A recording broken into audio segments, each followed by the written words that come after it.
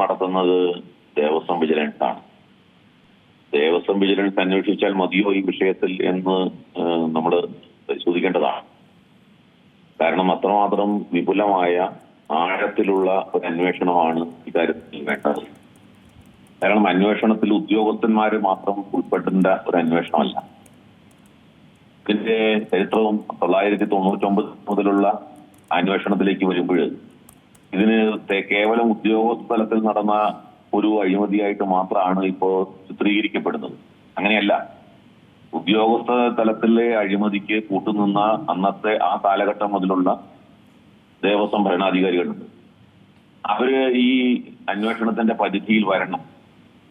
ഇപ്പോഴത്തെ സാഹചര്യത്തിൽ ദേവസ്വം വിജിലൻസ് അന്വേഷിക്കുമ്പോൾ ഇപ്പോഴത്തെ ഭരണകൂടം അടക്കമുള്ള അല്ലെങ്കിൽ ഭരണസമിതി അംഗങ്ങൾ അടക്കമുള്ളവര് ഈ അന്വേഷണത്തിന്റെ പരിധിയിൽ വരേണ്ട സാഹചര്യം ഉണ്ട് എന്നുണ്ടെങ്കിൽ അത് എത്രമാത്രം സമഗ്രമാകും അന്വേഷണം എന്നുള്ള കാര്യത്തിൽ എനിക്ക് സംശയമുണ്ട്. കാരണം ഇപ്പൊ ഇന്ന് പ്രശാന്ത് പറഞ്ഞത് ഉദ്യോഗസ്ഥ തലത്തിൽ വീഴ്ച ഉണ്ടായി എന്നാണ്. തിരുവിതാംകൂർ ദേവസ്വം ബോർഡ് പ്രസിഡന്റ് ഇന്ന് സമ്മതിച്ചിരിക്കുന്നു ഉദ്യോഗസ്ഥ തലത്തിൽ വീഴ്ച ഉണ്ടായി, 2019 കൊടുത്തുവിടാൻ പാടില്ലായിരുന്നു, കൊടുത്തുവിട്ടു. അപ്പൊ ആ കാലത്തെ ദേവസ്വം ബോർഡ് പ്രസിഡന്റിന് ഉത്തരവാദിത്വം. ദേവസ്വം ബോർഡ് പ്രസിഡന്റ് അന്നത്തെ ദേവസ്വം ബോർഡ് പ്രസിഡന്റായിട്ടുള്ള പത്മകുമാർ ഇതിന് ഉത്തരം പറയണ്ടേ? ഇന്നത്തെ ദേവസ്വം ബോർഡ് പ്രസിഡന്റ് പറയുന്നത് അന്ന് വീഴ്ച ഉണ്ടായി എന്നാണ്. അപ്പൊ അങ്ങനെയാണെങ്കിൽ പത്മകുമാർ അതിന് ഉത്തരം പറയണ്ടേ? പത്മകുമാറിന് എന്താണ് ഇത് പറയാനുള്ളത്? പത്മകുമാറിന് ഇതിൽ നിന്നും ഒഴിഞ്ഞു പോകാൻ പറ്റുമോ? അനന്തകുമാറിന് ഇതിൽ നിന്നും ഒഴിഞ്ഞു പോകാൻ പറ്റുമോ?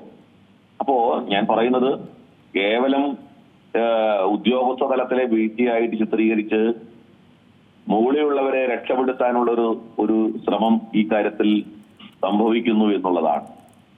മാത്രമല്ല, ഉണ്ണികൃഷ്ണൻ പോറ്റി എന്നൊരു കഥാപാത്രത്തെ മാത്രം ചുറ്റിപ്പറ്റി അന്വേഷിച്ച് ആ അന്വേഷണം അവിടെ അവസാനിപ്പിക്കുക എന്നുള്ള ഒരു ആസൂത്രണം ഇതിന്റെ പുറകിലുണ്ട് എന്ന് സംശയിക്കേണ്ടതുണ്ട്. ഇതൊരു ഉണ്ണികൃഷ്ണൻ പോറ്റിയുടെ മാത്രം പ്രശ്നമല്ല. ശബരിമലയിൽ വ്യാപകമായി പല രംഗത്തും ഈ അഴിമതിയും സ്വജനപക്ഷപാതവും ക്രമക്കേടും നിറഞ്ഞു നിൽക്കുന്നുണ്ട്. ശബരിമലയിൽ മാത്രമല്ല, ദേവസ്വം ബോർഡ് സംവിധാനങ്ങളിലൊട്ടാകെ. അതുകൊണ്ട് സമഗ്രമായ ഒരു അഴിച്ചുപണി ഇവിടെ ആവശ്യമാണ്. ഈ ബോർഡ് അധികാരത്തിൽ നിന്നുകൊണ്ടൊരു അന്വേഷണം തൃപ്തികരമായിട്ട് നടക്കുമെന്ന ഒരു വിശ്വാസം ഞങ്ങൾക്കില്ല. അതുപോലെ തന്നെ ഈ ഉണ്ണികൃഷ്ണൻ പോറ്റി എന്ന് പറയുന്നുണ്ടായിരുന്നു താൻ നിരപരാധിയാണെന്നും താനൊരു തെറ്റും ചെയ്തിട്ടില്ല എന്നുമാണ് പറയുന്നത്. എന്നാൽ ഇന്നിപ്പോൾ ഈ ദേവസ്വം വിജിലൻസിന്റെ അന്വേഷണത്തിൽ വ്യാപകമായ ക്രമക്കേടുകൾ ഈ ഉണ്ണികൃഷ്ണൻ പോറ്റിയുടെ ഭാഗത്തു നിന്നും ഉണ്ടായതായും പറയപ്പെടുന്നുണ്ട്. ഈ നിരവധി പേരെ ചൂഷണം ചെയ്തിട്ടുണ്ടെന്നും ഈ ശബരിമലയുടെ കാര്യം പറഞ്ഞ് നിരവധി പേരിൽ നിന്നും പണം വാങ്ങിയെന്നും ഒക്കെയാണ് ഈ ഉയരുന്ന ആരോപണങ്ങൾ. ദേവസ്വം വിജിലൻസ് എവിടെയായിരുന്നു ഇത്ര നാള്? കോടതി ഇപ്പോ ഉത്തരവിടുകയും കോടതി പറയുകയും ചെയ്തപ്പോഴാണല്ലോ അന്വേഷണമായിട്ട് ഇറങ്ങി പുറപ്പെട്ടിരിക്കുന്നത്. 4.5 കിലോ കുറച്ച് ഈ സാധനം കൊണ്ടുപോയ സ്വർണ്ണപ്പാളി കൊണ്ടുപോയിട്ട് തിരികെ 4.5 കിലോ കുറച്ച് കൊണ്ടുവന്നപ്പോൾ ദേവസ്വം വിജിലൻസ് ഈ നാട്ടിലുണ്ടായിരുന്നില്ലേ? ടെമ്പിൾസ് കോഡ് ഈ നാട്ടിലുണ്ടായിരുന്നില്ലേ? എന്ത് അന്വേഷണമാണ് അവർ നടത്തിയത്? എന്തുകൊണ്ടാണ് ഇതൊക്കെ മൂടി വെച്ചത്? ഇത് കോടതി ഇടപെട്ടില്ലായിരുന്നെങ്കിൽ നമ്മൾ ആരെങ്കിലും ഇത് അറിയുമായിരുന്നോ? ഇത് ചർച്ച ചെയ്യപ്പെടുമായിരുന്നോ? അപ്പോ ഇതിലൊക്കെ വലിയ തോതിലുള്ള ദുരൂഹതയുണ്ട്. ഈ ആളുകളെല്ലാം ചേർന്ന് ശബരിമലയെ കൊള്ളയടിക്കുകയാണ്. ശബരിമല എന്നുള്ളത് ഒരു വലിയ കാട്ടിലെ തടി തേവരുടെ ആന വലിയട വലിയ എന്നുള്ള മട്ടിലാണ്. വലിയ ചക്കരക്കുടമാണ്. എല്ലാവരും അതിൽ കൈയിട്ട് വരികയാണ്. അപ്പൊ ഇവർക്ക് ആർക്കും ശബരിമലയോട് യാതൊരു കമ്മിറ്റ്മെന്റും ഇല്ല. ശബരിമല വിശ്വാസത്തോടോ ആചാരത്തോടോ ക്ഷേത്രങ്ങളോടോ ഒരു കമ്മിറ്റ്മെന്റും ഇല്ല. അങ്ങനെയുള്ളവരാണ് ഈ കാപടികന്മാരായിട്ടുള്ള ആളുകൾക്ക് കൂടിയാണ് അയ്യപ്പ സംഗമം നടത്തിയത്. അത് മറ്റൊരു തട്ടിപ്പാണ്, പൊളിറ്റിക്കൽ തട്ടിപ്പാണ്, രാഷ്ട്രീയ തട്ടിപ്പ്. ഭക്തജനങ്ങളെ ചൂഷണം ചെയ്യുക, അവരുടെ വിശ്വാസത്തെ ചൂഷണം ചെയ്ത് രാഷ്ട്രീയ മുതലെടുപ്പ് നടത്താൻ വേണ്ടിയ ഒരു പൊളിറ്റിക്കൽ ഗിമ്മിക്കാണ് ഈ പറയുന്ന അയ്യപ്പ സംഗമം എന്ന് പറയുന്നത്. അപ്പൊ ഇതിന്റെയൊക്കെ ആകത്തുക നമുക്ക് മനസ്സിലാക്കാൻ കഴിയുന്നത് ഈ ഭരണ സംവിധാനം, ദേവസ്വം ബോർഡ് എന്ന ഭരണ സംവിധാനം ക്ഷേത്രങ്ങൾക്ക് ഒട്ടും ആശാസ്യകരമല്ലാത്ത ഒരു സംവിധാനമാണ്. ക്ഷേത്രങ്ങളിൽ ഇപ്പൊ ദേവസ്വം ബോർഡിന്റെ കീഴിൽ ആകെ 5000-ലേറെ താഴെ ക്ഷേത്രങ്ങളേ ഉള്ളൂ, 4000-ൽ താഴെ ക്ഷേത്രങ്ങളേ ഉള്ളൂ. ഈ കേരളത്തിലുള്ള 4-5 ദേവസ്വം ബോർഡുകളുടെ കീഴിലായിട്ട് 4000-ൽ താഴെ ക്ഷേത്രങ്ങളേ ഉള്ളൂ. ഇവിടെ ആയിരക്കണക്കിന് ക്ഷേത്രങ്ങൾ ഈ ദേവസ്വം ബോർഡ് ക്ഷേത്രങ്ങളെ കൂടാതെ നടക്കുന്നുണ്ടല്ലോ. അവിടെയൊന്നും ഈ പ്രശ്നങ്ങളില്ലല്ലോ. എത്ര ഭംഗിയായിട്ടാണ് ഓരോ സ്ഥലത്തെയും ക്ഷേത്രങ്ങൾ, പ്രൈവറ്റ് ക്ഷേത്രങ്ങൾ ഓരോ ദിവസവും വികസിച്ചുകൊണ്ട് പുതിയ പുതിയ രീതിയിലേക്ക് അവര് വളർന്നുകൊണ്ടിരിക്കുന്നത്. അവിടെ ഭക്തജനങ്ങൾക്ക് യാതൊരു പരാതിയില്ലല്ലോ. ഇവിടെ ഭക്തജനങ്ങൾക്ക് നിരന്തരം പരാതിയാണ് ദേവസ്വം ബോർഡിനെ കുറിച്ച്, ദേവസ്വം ബോർഡിന്റെ ഭരണ സംവിധാനങ്ങളെ കുറിച്ച് ഒക്കെ നിരന്തരം പരാതിയാണ്. ഇവർക്ക് ഈ ക്ഷേത്രങ്ങൾ ഭരിക്കാൻ സാധിക്കുന്നില്ല എങ്കിൽ ഇവർ പറഞ്ഞുകൊണ്ടിരിക്കുന്ന ഒരു നഷ്ടം വയ്ക്കാത്ത കള്ളമുണ്ട്. അതായത് ആകെ 50ഓളം ക്ഷേത്രങ്ങൾ മാത്രമാണ് വരുമാനം ഉണ്ടാക്കുന്ന ക്ഷേത്രങ്ങൾ, ബാക്കിയുള്ള ക്ഷേത്രങ്ങളൊക്കെ ശബരിമലയെ ആശ്രയിച്ച് നിലനിൽക്കുന്ന ക്ഷേത്രങ്ങളാണെന്നാണ് ഇവർ പറയുന്ന വലിയ കള്ളമാണത്. കാരണം ഈ പറയുന്ന ഞാൻ നേരത്തെ സൂചിപ്പിച്ച പോലെ എത്രയോ സ്വകാര്യ ക്ഷേത്രങ്ങൾ വളരെ ഭംഗിയായിട്ട് ഒരു പരാതിയില്ലാതെ നടന്നുകൊണ്ടിരിക്കുന്നു. ദേവസ്വം ബോർഡ് ക്ഷേത്രങ്ങളിൽ ഇത് മാത്രം എന്തുകൊണ്ടാണ് അന്തിത്തി കത്തിക്കാൻ പൈസ ഇല്ലാന്ന് ഇവർ വിലപിക്കുന്നത്? അപ്പൊ ഇതെല്ലാം ഇതിന്റെയൊക്കെ കാരണം കെടുകാര്യസ്ഥതയാണ്, ഉദ്യോഗസ്ഥ തലത്തിലും ഭരണതലത്തിലുമുള്ള വീഴ്ചയാണ്. ഇവർക്ക് ക്ഷേത്രങ്ങളോടൊന്നും യാതൊരു താല്പര്യമില്ല. അഴിമതിയാണ് ഈ പറയുന്ന ക്ഷേത്രങ്ങളുടെ ഒക്കെ പിന്നിലുള്ളത്. അതുകൊണ്ടാണ് ഈ ക്ഷേത്രങ്ങളൊക്കെ സർപ്ലസിലേക്ക് വരാത്തത്. അങ്ങേയറ്റം ഞാൻ ഒരു കാര്യം കൂടി പറയാം.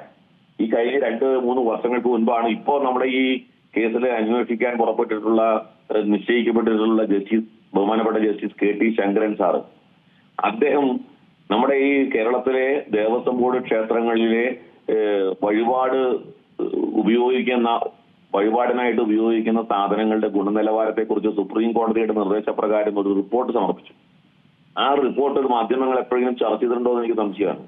ആ റിപ്പോർട്ട് ഇപ്പോഴും ഉണ്ട്, പബ്ലിക് ഡൊമൈനിലുണ്ട്.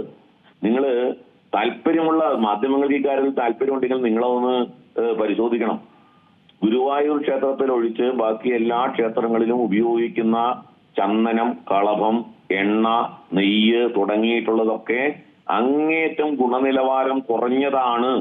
അത് ക്ഷേത്രങ്ങളിൽ ഉപയോഗിക്കാൻ പാടില്ലാത്ത കാര്യങ്ങളാണ് ഉപയോഗിക്കുന്നത് എന്ന report justice KT Sankaran sir മുമ്പ് കൊടുത്തിട്ടുണ്ട്.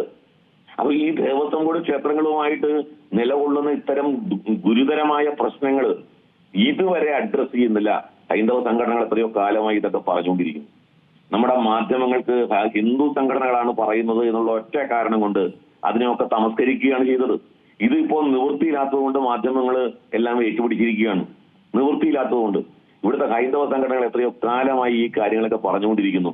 അന്ന് നിങ്ങൾക്ക് അത് ഹൈന്ദവ സംഘടനകളാണ് പറയുന്നത്, അതിന്റെ മെച്ചം അല്ലെങ്കിൽ അതിന്റെ ഗുണം ഹിന്ദു സംഘടനകൾക്ക് കിട്ടും, RSSന് കിട്ടും, സംഘപരിവാർ സംഘടനകൾ അതിന്റെ ഗുണം കൊയ്യും, നേട്ടം കൊയ്യും എന്നുള്ള ഒറ്റ കാരണം എന്നുള്ള ഉദ്ദേശം വെച്ച്, കാരണം അത് കിട്ടുമെന്നുള്ളത് നമുക്ക് അറിഞ്ഞുകൂടാ. പക്ഷേ ആ ഒരു നിലപാട് വെച്ചുകൊണ്ട് നിങ്ങൾ ഈ കൊള്ള സംഘങ്ങൾക്ക് കാലം എത്രയായിട്ടും കൂട്ടുനിൽക്കുകയായിരുന്നു. അവരോട് അവരുടെ നിലപാടുകൾ നിങ്ങൾ കണ്ടില്ലെന്ന് കഴിച്ചു, അതിനൊക്കെ കൂട്ടുതന്നു. എത്രയോ കാലമായി ഞങ്ങൾ പറയുന്നു ഈ സംവിധാനങ്ങളൊക്കെ രാഷ്ട്രീയ മുക്തമാക്കണമെന്ന്. എന്തുകൊണ്ടാണ് അതിനെക്കുറിച്ചൊരു ഗൗരവമായ ചർച്ചയില്ലാത്തത്?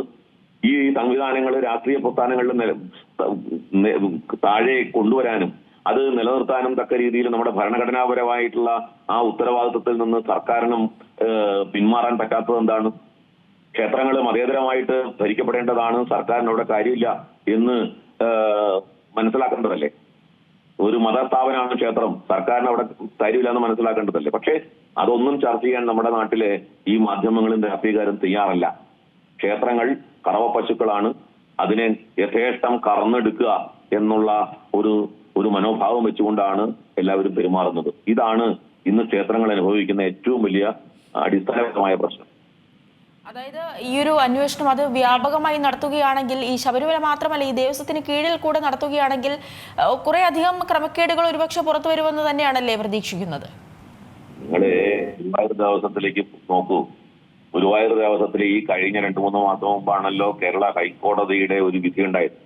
ഹൈക്കോടതിയിലെ ഒരു പെറ്റീഷനെ തുടർന്ന് കേരള ഹൈക്കോടതിയുടെ നിർദ്ദേശം ഉണ്ടായി. എന്താ കോടതിയുടെ മുമ്പാകെ സമർപ്പിക്കപ്പെട്ട ഓഡിറ്റ് റിപ്പോർട്ടിലെ വിവരം? ഗുരുവായൂർ ദേവസ്വത്തിൽ സമർപ്പിക്കുന്ന വിലപിടിപ്പുള്ള സാധനങ്ങൾ, ഗോൾഡ് കോയിൻ അടക്കമുള്ള കാര്യങ്ങൾ, അത് ബാങ്കിലേക്ക് പോകുന്നില്ല, നിക്ഷേപിക്കുന്നില്ല, രജിസ്റ്റർ മെയിൻറ്റെയിൻ ചെയ്യുന്നില്ല. 2 മാസങ്ങൾക്ക് മുമ്പാണ് നിലയ്ക്കലിലെ ഒരു പെട്രോൾ പമ്പ്, അതായത് ദേവസ്വത്തിന്റെ കീഴിൽ പ്രവർത്തിക്കുന്ന അയ്യപ്പ ഫ്യൂവൽസ് എന്ന പെട്രോൾ പമ്പ്, ആ പെട്രോൾ പമ്പിലെ ലക്ഷക്കണക്കിന് രൂപയുടെ അഴിമതിയുമായി ബന്ധപ്പെട്ട് കേരള ഹൈക്കോടതിയിൽ കേസ് വന്നത്. 2024 സെപ്റ്റംബറിന് ശേഷം അവിടെ അടിച്ച പെട്രോളിന്റെ കണക്കില്ല, രജിസ്റ്റർ മെയിൻറ്റെയിൻ ചെയ്യുന്നില്ല. സർക്കാർ സ്ഥാപനങ്ങൾക്ക് പെട്രോൾ അടിക്കുന്നുണ്ട്, ആ സർക്കാർ സ്ഥാപനങ്ങൾക്ക് പെട്രോൾ അടിക്കുന്നതിനെ സംബന്ധിച്ചുള്ള കണക്കില്ല. ഇതിനെ സംബന്ധിച്ച് കേരള ഹൈക്കോടതിയിൽ കേസ് വന്നപ്പോൾ കോടതി പറഞ്ഞു ഇനി മുതൽ എല്ലാ അക്കൗണ്ടും ഡിജിറ്റലൈസ് ചെയ്യണം. അങ്ങനെ അക്കൗണ്ടുകൾ മുഴുവൻ ഡിജിറ്റലൈസ് ചെയ്ത് സൂക്ഷിക്കാൻ കേരള ഹൈക്കോടതി ഉത്തരവിട്ടു. ഇതെല്ലാം ദേവസ്വം ബോർഡുമായി ബന്ധപ്പെട്ട് നിലനിൽക്കുന്ന അഴിമതിയുടെ നേർചിത്രങ്ങളാണ്. ഇതൊന്നും ചർച്ച ചെയ്യാൻ നമുക്ക് സമയമില്ല. നമ്മൾ അതിനൊന്നും സമയം കൊടുക്കുന്നില്ല. ഞാൻ ചോദിക്കട്ടെ, അരവണ 5-6 കോടി രൂപയുടെ അരവണ നശിച്ചുപോയി. ആ അരവണ നശിച്ചു പോയതിന് ദേവസ്വത്തിന് നഷ്ടമുണ്ടാക്കി. ദേവസ്വത്തിന് എന്താ പ്രശ്നം? കാരണം കാട്ടിലെ തടി തേവരുടെ ആന. ഭക്തജനങ്ങള് സമർപ്പിക്കുന്ന കാശ്, വഴിപാട്, അവര് സമർപ്പിക്കുന്ന വഴിപാട്, ആ പൈസ, അവരുടെ ഓരോ തുട്ടും അവര് കഷ്ടപ്പെട്ട് അധ്വാനിച്ച ആ പണം ഭക്തന് ഭക്തിപൂർവ്വം സമർപ്പിച്ച് ഉണ്ടാക്കുന്ന പൈസയാണ്. അവിടെ ദേവസ്വം ബോർഡ് ഭരിക്കുന്ന ആൾക്കാർക്ക് 5 കോടി രൂപയുടെയോ 6 കോടി രൂപയുടെ അരവണം വെച്ചാൽ എന്താ കുഴപ്പം? ഒന്നും സംഭവിക്കാനില്ല. ആരും അതിന് ഉത്തരവാദികളുമില്ല. അതിനി നശിപ്പിച്ചു കളയാൻ അവർ ടെൻഡർ വിളിച്ചു. 2.5 കോടി രൂപയുടെ ടെൻഡറാണ് വിളിച്ചത്. 85 ലക്ഷം രൂപയുടെ ടെൻഡർ നിലവിലുള്ളപ്പോൾ, അല്ലെങ്കിൽ തുക, ആ ഒരു കൊട്ടേഷൻ നിലവിലുള്ളപ്പോൾ 2.5 കോടി രൂപയ്ക്ക് ടെൻഡർ കൊടുത്തു അത് നശിപ്പിച്ചു കളയാൻ. അപ്പോ 6-2 8.5 കോടി രൂപയുടെ നഷ്ടം ദേവസ്വം ബോർഡിനുണ്ടാക്കി. ആരാണ് ഉത്തരവാദികൾ? ആരെങ്കിലും അതിന്റെ പേരിൽ ശിക്ഷിച്ചോ? ആർക്കെങ്കിലും അതിന്റെ പേരിൽ നിയമ നടപടികൾ നേരിടേണ്ടി വന്നോ? അപ്പൊ ദേവസ്വം ബോർഡ് എന്നുള്ളത് കുത്തഴിഞ്ഞ് കിടക്കുന്ന ഒരു സ്ഥാപനമാണ്. അവിടെ പഞ്ചലോഹ വിഗ്രഹത്തെ സംബന്ധിച്ചിടത്തോളം ചർച്ചയുണ്ടായി. പഞ്ചലോഹ വിഗ്രഹം ചെയ്യാൻ വേണ്ടിയിട്ടുള്ള ഒരാൾ സ്പോൺസർ വന്നു. അയാൾ എന്ത് ചെയ്തു? അയാള് സ്പോൺസർഷിപ്പ് ചെയ്തിട്ട് ഏറ്റെടുത്തിട്ട് അയാൾ നാട്ടുകാരോട് പണം പിരിച്ചു. ഇത് ആരോട് ചോദിച്ചിട്ടാണ് പഞ്ചലോഹ വിഗ്രഹം പണിയണം എന്ന് തീരുമാനിച്ചത്? എവിടെ അഭിപ്രായം എടുത്തിട്ടാണ്? ആരുടെങ്കിലും അഭിപ്രായം എടുത്തിട്ടാണോ? എന്തിന്റെ അടിസ്ഥാനത്തിലാണ് പഞ്ചലോഹ വിഗ്രഹം സ്ഥാപിക്കാൻ തീരുമാനിച്ചത്? അപ്പൊ ഇതെല്ലാം ഇവിടെ ദേവസ്വം ബോർഡ് എന്ന് പറഞ്ഞൊരു കമ്മീഷൻ ബോർഡാണ്. ഇപ്പോ എന്തും സ്പോൺസർഷിപ്പിലൂടെ അതിന്റെ ഇടനിലക്കാർ വഴി പണം ഈ പറയുന്ന ഭരണസമിതി അംഗങ്ങൾക്കടക്കം ദേവസ്വം ബോർഡ് അംഗങ്ങൾക്കകം കിട്ടുകയാണ്. എല്ലാവരും ഇപ്പോ ആ നിലയ്ക്ക് ഒരു വലിയ അത്താണിയായിട്ടാണ് ദേവസ്വം ബോർഡിനെ കാണുന്നത്. പണം ഉണ്ടാക്കാനുള്ള ഒരു വലിയ മരമാണ് ദേവസ്വം ബോർഡ്. അപ്പോ ആ നിലയ്ക്ക് അധപ്പതിച്ച ഒരു സാഹചര്യം ദേവസ്വം ബോർഡിലുണ്ട്.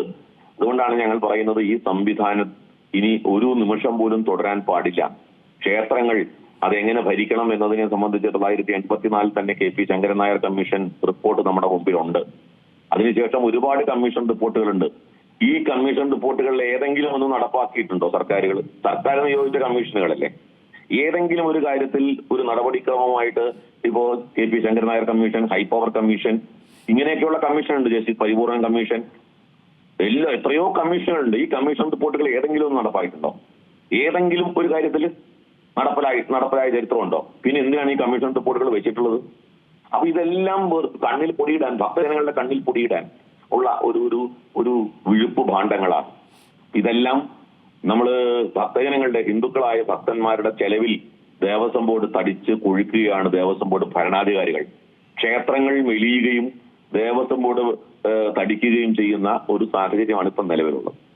ഏറ്റവും പുതിയ വാർത്തകളും വിശേഷങ്ങളും വിരൽത്തുമ്പിലറിയാൻ സീ മലയാളം ന്യൂസ് എല്ലാ ഡിജിറ്റൽ പ്ലാറ്റ്ഫോമുകളിലും ലഭ്യം.